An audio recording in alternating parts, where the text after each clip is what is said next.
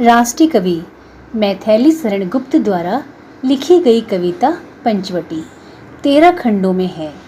शुरुआती में राम सीता के साथ लक्ष्मण का वनागमन दृश्य है और उसके बाद लक्ष्मण का स्वयं से संवाद, जिसमें वह पंचवटी की शांत प्रकृति में कई विचार कर रहे हैं।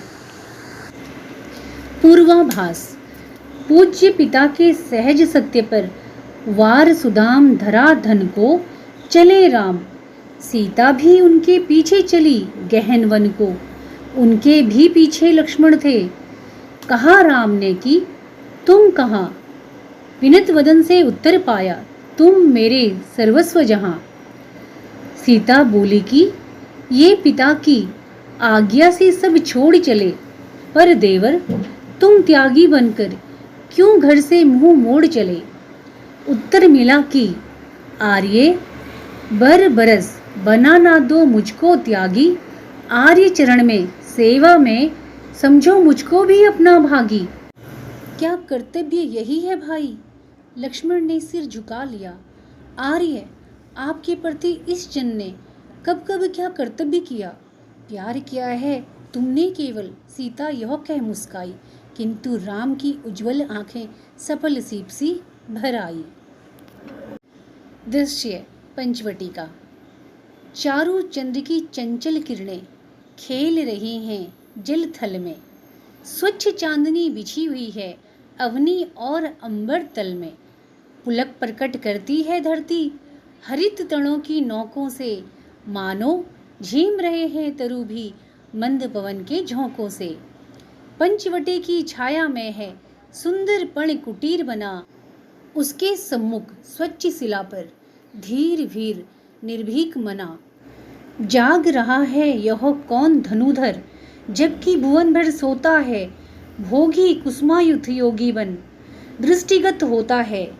किस व्रत में है वर्ती वीर, यह निंद्र का यूं त्याग किए।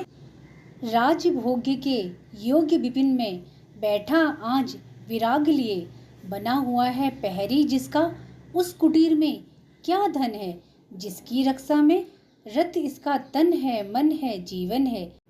मर्त्यलोक मलिन मेटने स्वामी संग जो आई है, तीन लोक की लक्ष्मी ने यह कुटी आज अपनाई है। वीर वंश की लाज यही है, फिर क्यों वीर ना हो पहरी। विजन देश है निशा शेष है, निशाचरी माया ठहरी। कोई पास ना रहने पर भी जन मन मौन नहीं रहता, आप आपकी सुनता है वह आप से कहता।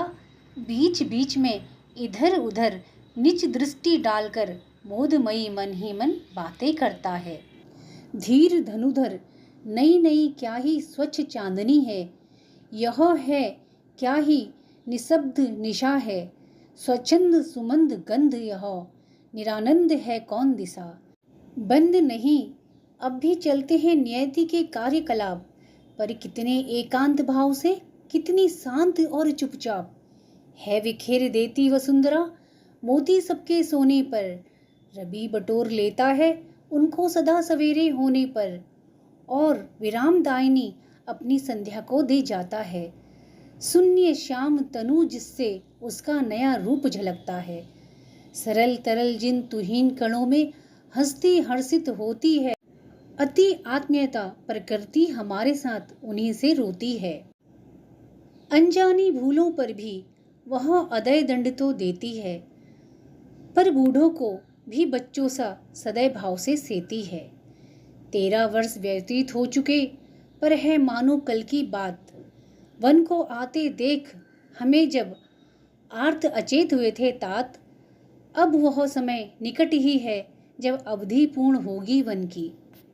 किंतु प्राप्ति होगी इस जन को इससे बढ़कर किस धन की।